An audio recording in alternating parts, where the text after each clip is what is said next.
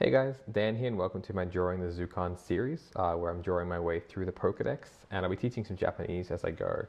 You might be learning Japanese, a fan of Pokemon, or you just want to see some mediocre art that I'm going to be trying to improve.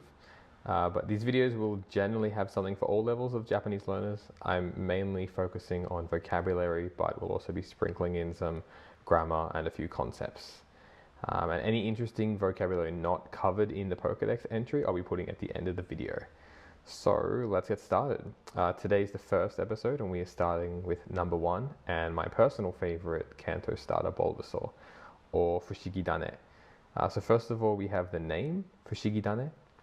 Fushigi means mysterious, and Dane comes from Tane, meaning seed.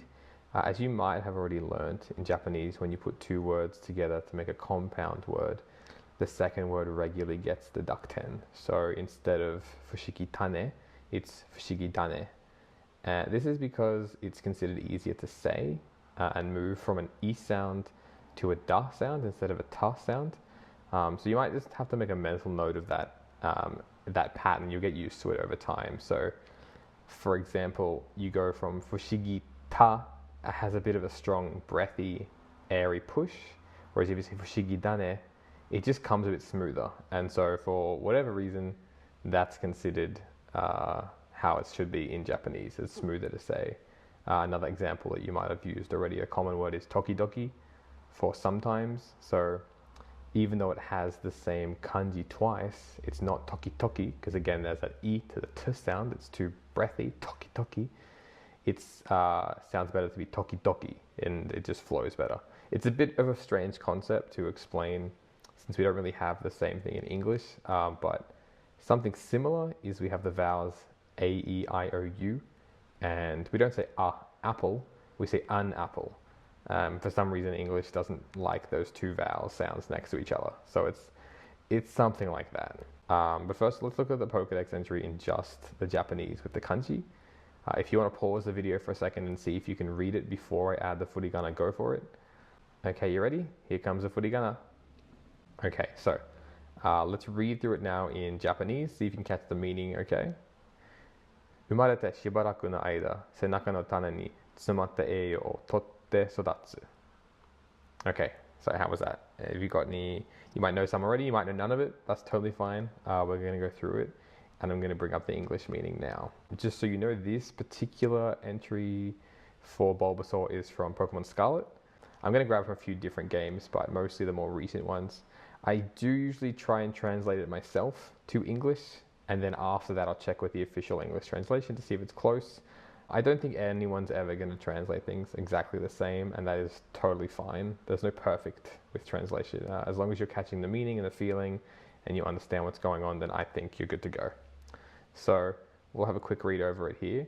So for a while after it is born, it grows using the nutrients stored in the seed on its back.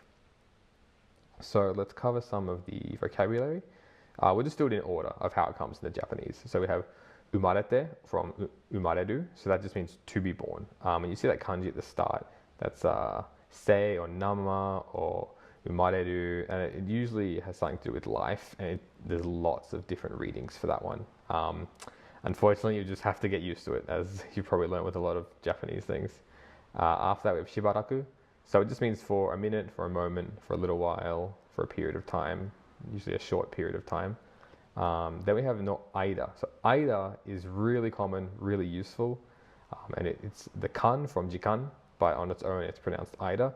So it just means an interval, and it can be an interval of time, like in this case, for a while, for a period of time after Bulbasaur has been born, but it can also be a physical interval, a physical space. So for example, 学校とスーパーの間は川がある. There is a river between the school and the supermarket, so in between that space. So it can be used for a few different things. So below that we have senaka, which is just your back, your physical back. And then we have tane, of course. I put the kanji here for tane, but you'll often see it, you might just as hiragana, maybe even katakana, if it's Pokemon talking about the item or a seed. After that, we have tsumatta from tsumaru. So that's a pretty good one. That means to be stuffed with or to be packed.